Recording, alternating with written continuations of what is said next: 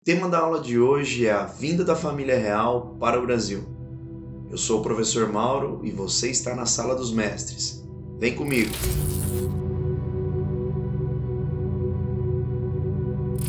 Vinda da família real para o Brasil.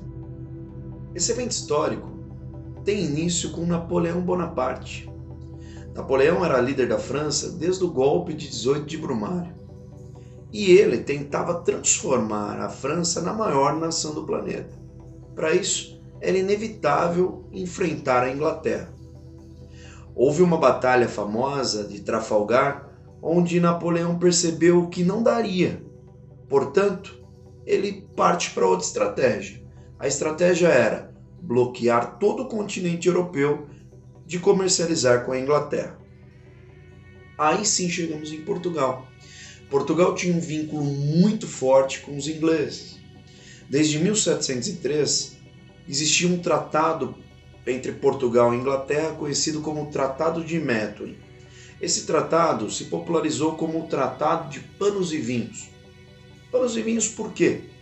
Os portugueses vendiam produtos como vinho, pescado, azeite, enquanto os ingleses vendiam tecidos.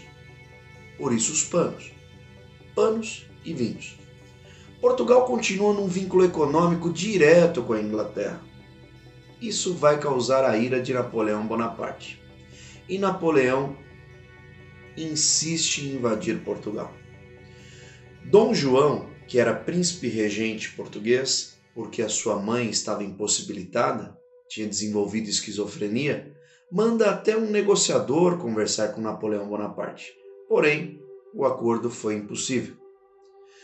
Quando era iminente a invasão francesa, Dom João junta toda a família real, tudo que podia carregar, toda a nobreza portuguesa e zarpa para o Brasil com embarcações.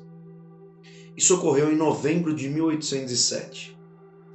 Nessas embarcações vieram 3 gerações da família real: Dona Maria, a rainha, Dom João, o príncipe regente, e o futuro imperador do Brasil, Dom Pedro I, que na época tinha apenas 9 anos. Quando chegaram no Brasil, no dia 22 de janeiro de 1808, toda a família real se viu num local bem diferente do que era Lisboa. Dom João também vai assinar um acordo com os ingleses. Esse acordo ficou conhecido como Tratados de Comércio ou Tratados de 1810. Isso se deu por conta da escolta que os ingleses deram na vinda da família real e também por defender Portugal enquanto Napoleão invadia. Os tratados de 1810 podem ser divididos em 3 pontos. O primeiro deles definia tarifas alfandegárias vantajosas aos produtos ingleses. Enquanto de outras nações eram taxados com 24%, os ingleses eram taxados com apenas 15%. Outro fator era o direito extraterritorial que o inglês poderia ter. Por exemplo, o inglês poderia professar a sua fé protestante aqui no Brasil, um país extremamente católico. Outra coisa, os ingleses tinham autorização de construir embarcações, extrair madeira brasileira e navegar livremente pelo Brasil. O Congresso de Viena, ocorrido em 1815 após a queda de Napoleão, exigia que todos os monarcas voltassem aos seus postos. Dom João, que governava o Império Português daqui do Brasil, se vê numa sinuca. Ele prefere elevar o Brasil à categoria de reino do que voltar para Portugal.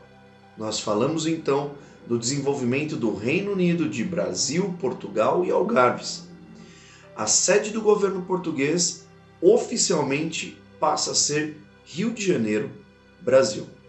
Outro fator importante durante o governo joanino, no ano de 1816, Dom João invade e anexa a Banda Oriental, para nós Cisplatina, futuramente o Uruguai. Esse território era um território espanhol que foi dominado por Dom João. Em 1820, estoura em Portugal uma revolta, a revolta ou Revolução do Porto. Essa revolução foi promovida por burgueses que se sentiram isolados e abandonados pelo governo português desde a vinda da família real para o Brasil.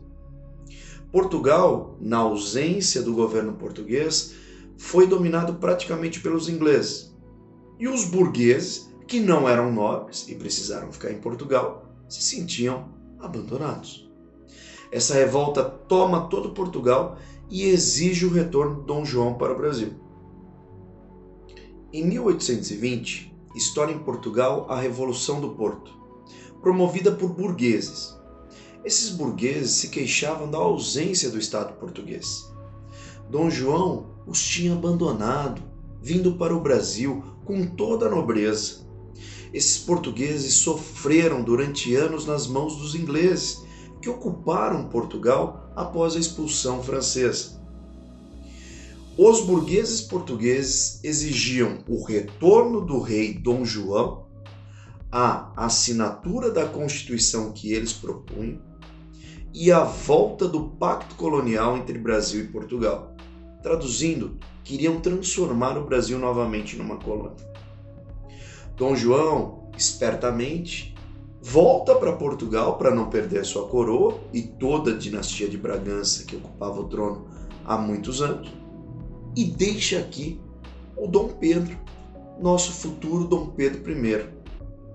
Dom Pedro I que vai articular a elite e vai conseguir promover a nossa independência. Mas esse é assunto para outra aula. O que o Estado português fez no Brasil foi ocupar os espaços do Estado, transformar o Brasil numa nação e manter a unidade nacional. Esse foi o maior ganho da vinda da família real ao nosso país. Nós ficamos por aqui, agradeço a presença e o carinho de todos e até a próxima. Valeu!